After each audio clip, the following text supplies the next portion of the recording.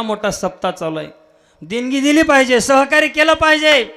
पण एक असा महाभाग होता, तो कधीच देणगी द्यायचा नाही. देणगी द्यायची म्हणले की त्याला थोडंसं जरा दुखणंच यायचं.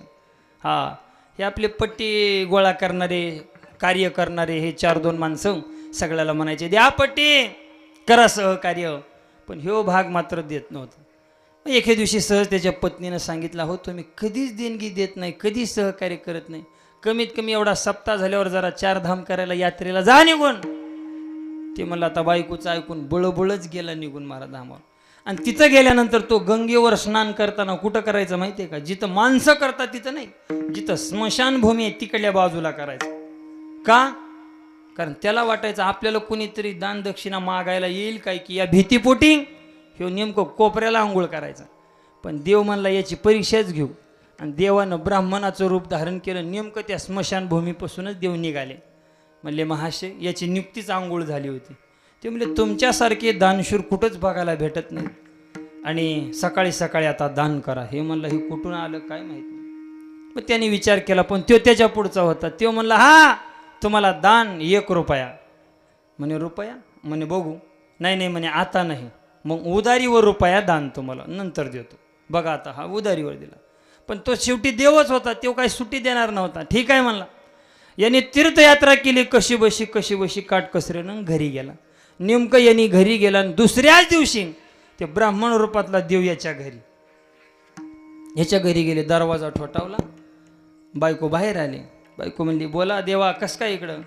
देव म्हणले कस काय नाही, तुमच्या मालकानं दान दिलंय रुपया आणि ती उधारीवर ठेवलाय आणि तो रुपया नेण्यासाठी मी आलोय म्हणे. बायको म्हणली कमाल आहे माझ्या नवऱ्याची, दिलाय तर दिलाय, रुपया दिलाय आणि वरून उधारीवर ठेवलाय. ती आतमध्ये गेली. नवऱ्याला सांगितलं तुम्ही कोणाला रुपया दान दिलाय का? ती म्हणली हो. कोणाला?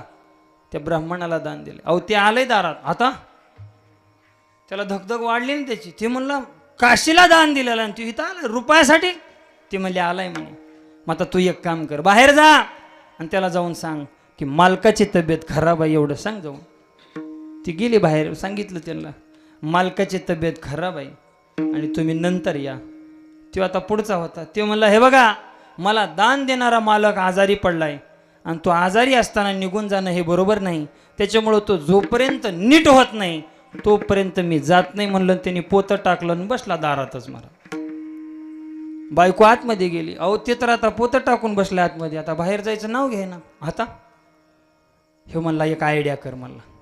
त्याला जरा श्वासावर नियंत्रण करता येत होतं. त्याने श्वास रोखून धरला. हे म्हणला तू बाहेर जा आणि त्याला सांग मालक गेले.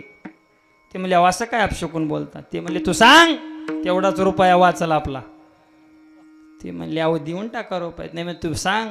गेली मंडळी बाहेर. बायको बाहेर गेली आणि यांनी महाराज श्वास रोखून धरला आणि त्यांनी सांगितलं हो थोडाच वेळ झालं आणि मालक आमचे गेले म्हणल्यानंतर ताटकन्या उठून उभा राहिला. ते मला गेले, मला दान देणारे मालक गेले, मग आता जोपर्यंत माती होत नाही तोपर्यंत मी जातच नाही म्हणलं.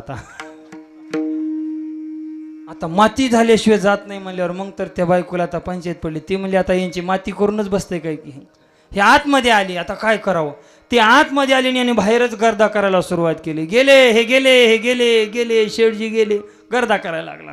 आणि गेले म्हणता म्हणता सगळं गाव गोळा झालं. ते म्हणले आता चांगले होते, तीर्थयात्रा करून आलते. ते म्हणले आताच गेले. सगळं गाव बघता बघता गोळा झालं. आणि मग गावाला काय लागतंय, गेले म्हणले की ताटी तयारच असते महाराज. आणि केली ना तयार ताटी. मग बोलवलं गावकऱ्यांनी आपलं ते डपडं वाजवणारं हे ते मडकं बिडकं रेडी. हा, गावं नेऊन खपवायलाच तयार असतात. गावकरी काय साधे असतात का? केली रेडी मग. आणि मग काय महाराज शाने माणसं त्याला उचललं लगेच, मांडलं थिरडीवर. आणि मग काय महाराज ही बायको म्हणायला लागली, मोठमोठ्यानं आरडायला लागली, सांगायला लागली ओ नाही मरे. बाकीची माणसं म्हणाली मरे तुम रुको जरा. ही मोठमोठ्यानं सांगायची नाही मरे. पण ही फेट्यावाल्यासारखे शानी माणसं म्हणायचं असू दे आता, असू दे, रडू नको आता, शांत राह. करता करता महाराज नीट स्मशानामध्ये नेलं आणि त्याला महाराज चितेवर रचण्यात आलं. आणि मग मात्र आता टेंबा घेतला, आता पेटवणार. देवालाच दया आली. देव म्हणला कोणाच्या बी नादी लागाव पण चेंगट माणसाच्या नादी लागून.